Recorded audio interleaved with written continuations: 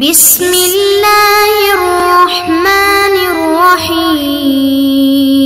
السلام علیکم معزز طلباء کرام، آپ سب کیسے ہیں؟ آج ہم موطا امام محمد کے سبق نمبر 253 کو پڑھیں گے۔ آج کے ہمارے سبق کا عنوان ہے کہ ماں کی ذبح سے بچے کے ذبح ہونے کا حکم۔ آج کے سبق میں ہم اس حوالے سے احادیث اور پھر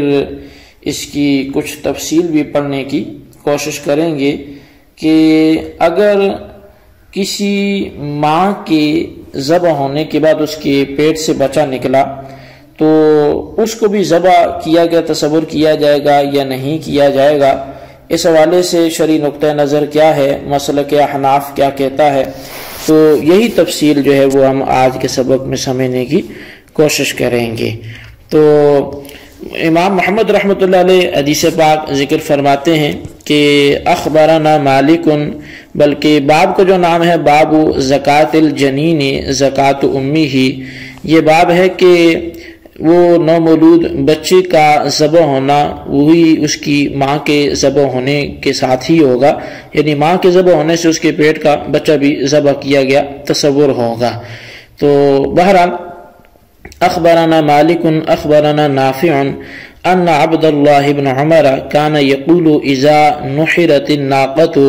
فزکاة ما فی بطنها زکاتها اذا کان تم خلقه ونبت شعره فاذا خرج من بطنها ذبح حتى يخرج الدم من جوفه۔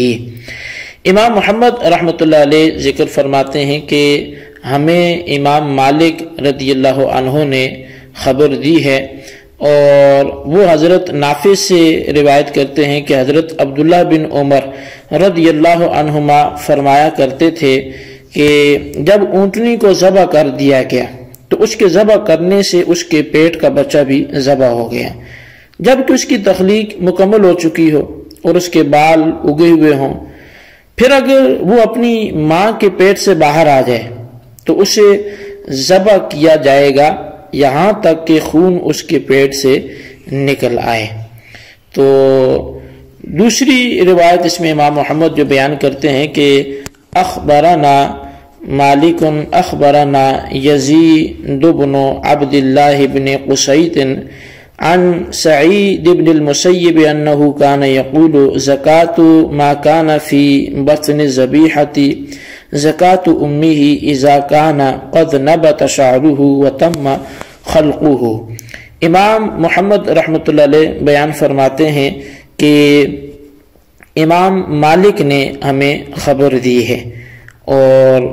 وہ فرماتے ہیں کہ ہمیں یزید بن عبداللہ بن قصیط نے حضرت سعید بن مسیب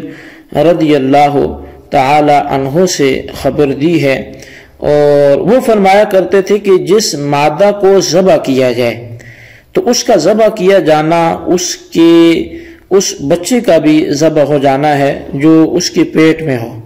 جبکہ وہ بچہ ایسا ہو کہ اس کے بال اگے ہوئے ہوں اور اس کا جسم مکمل بن چکا ہو۔ تو یہ دوسری روایت اس حوالے سے ہوئی۔ اب امام محمد رحمۃ اللہ علیہ اس روایت کے بعد مسئلے کے احناف کو بیان کرتے ہیں، تو آپ فرماتے ہیں کہ قال محمد وبهذا نأخذ اذا تم خلقه فزکاته في زکاة امه فلا بأس بأكله، فأما ابو حنیفة رضی اللہ عنہ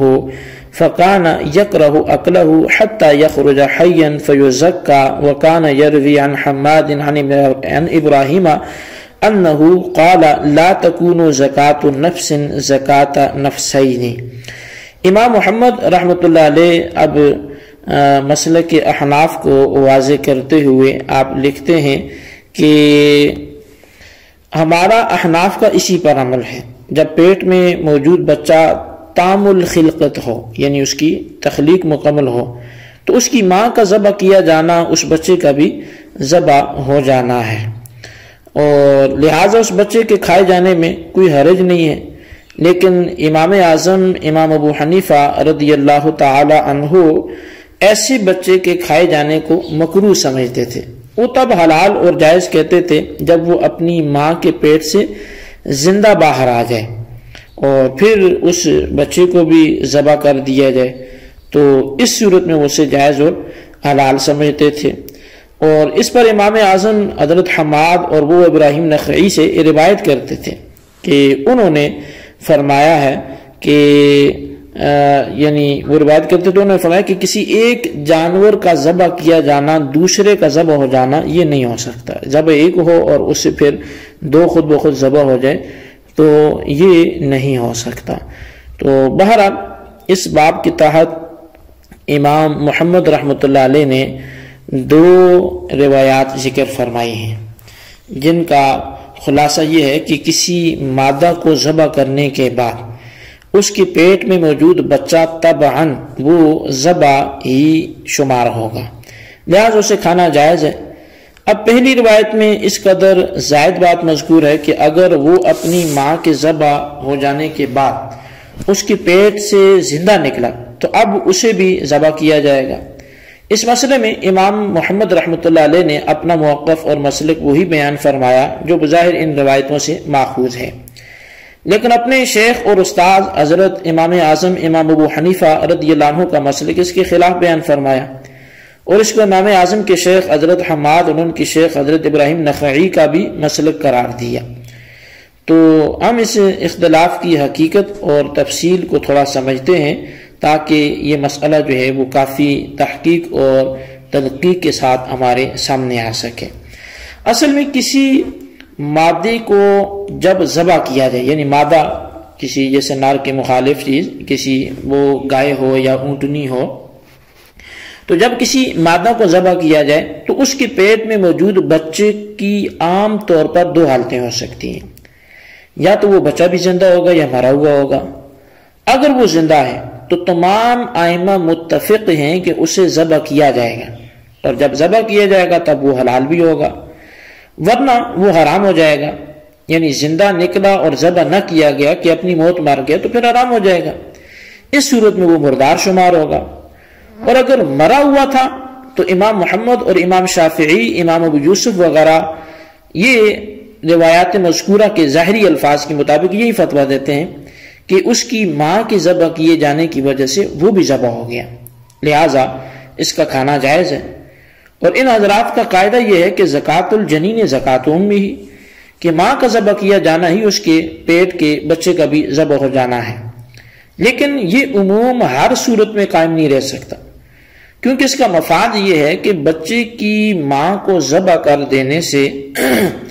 اس کے پیٹ کے بچے کا ذبح ہو جانا لازم ہے، خواہ وہ بچہ مردہ نکلے یا زندہ نکلے۔ حالانکہ یہ حضرات اس بات کے قائل ہیں کہ اگر بچہ زندہ نکلے تو اس کو اگر ذبح نہ کیا گیا تو وہ حلال نہیں ہے، اس لیے مغنی میں ابن قدامہ نے اسے ایک مستقل فصل میں ذکر کیا ہے اور کہا کہ اگر پیٹ سے بچہ زندہ نکلا کہ اس کی زندگی بالکل سالم تھی اور اس کو ذبح کرنا ممکن بھی تھا، پھر ذبح نہ کیا گیا یہاں تک کہ وہ مر گیا تو وہ ذبح شدہ شمار نہیں ہوگا۔ امام احمد نے فرمایا کہ اگر بچہ زندہ نکلا تو اس کو ضرور ذبح کیا جانا چاہیے، کیونکہ وہ ایک مستقل جان ہے۔ تو بہرحال اس سے ثابت جو ہے وہ یہ ہوا کہ ماں مذبوحہ کے جو پیٹ سے زندہ نکلنے والا بچہ ہے وہ بالاتفاق تب کھایا جائے گا جب اس کو مستقل طور پر ذبح کیا جائے گا، اور اگر صورت مذکورہ میں وہ اپنی موت آپ مر گیا یعنی ذبح نہ کیا گیا تو وہ پھر مردار ہوگا۔ لہٰذا معلوم ہوا کہ حدیث پاک ہر بچے کے بارے میں نہیں ہے، بلکہ وہ صرف اس صورت میں معتبر ہے جب ماں کے پیٹ سے ذبح کے بعد بچہ زندہ نہ نکلے۔ لہٰذا حدیث مذکورہ مطلق نہیں بلکہ یہ حدیث جو ہے وہ مقید ہوگی۔ تو بہرحال یہ آپ نے قدر تفصیل جو ہے وہ ملاحظہ کی۔ تو بہرحال اب اس میں امام اعظم کس بنیاد پر یہ نظریہ رکھتے ہیں اور ان کے پاس ایسی کیا وجہ ہے، اور کیا اس مسئلے میں امام اعظم اکیلے ہیں کہ وہ اس مطلق ان کو نہیں مانتے بلکہ اسے مقید جانتے ہیں، کیا یہ ان کا ذاتی نظریہ ہے اور کوئی ان کے ساتھ اس مسئلے میں نہیں ہے؟ تو یہ ساری جو تفصیل ہے وہ ہم آئندہ درس میں جو ہے وہ تفصیلاً اس چیز کو سمجھیں گے، اور تبھی اس پر جو ہے وہ سیر حاصل کلام بھی ہوگا، تو آج کے لیے ہم اپنے سبق کو یہیں پہ موقوف کرتے ہیں، اور آئندہ ایک اعتراض اور اس کے جواب کے عنوان سے ہم ایک باب قائم کریں گے، سبق کو عنوان رکھیں گے، اور اسی میں یہ ساری تفصیل ذکر کی جائے گی۔ تو ابھی کے لیے اتنا ہی ہے کہ امام شافعی کا مسلک کیا ہے، امام اعظم کا کیا ہے، امام محمد کا کیا ہے، امام ابو یوسف کا کیا ہے، ان کے نظریات کیا ہیں، اور پھر جب ماں کے پیٹ سے بچہ پیدا ہو تو وہ کتنی حالتوں پر ہو سکتا ہے۔ تو یہ جو چند ایک چیزیں آپ کے سامنے ذکر کی گئی ہیں، تو آپ انہی کو مختصر کر کے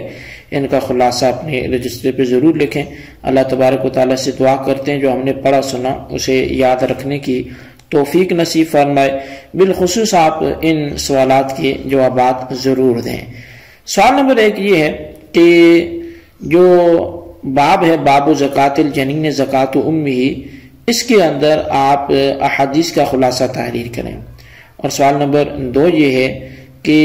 مغنی مع شرح الکبیر میں جو بات کی گئی وہ کیا تھی، اس کو تحریر کریں۔ اللہ تبارک و تعالیٰ سے دعا جو ہم نے پڑھا سنا سے یاد رکھنے کی توفیق نصیب فرمائے، آمین بجاہ النبی الامین صلی اللہ علیہ وسلم۔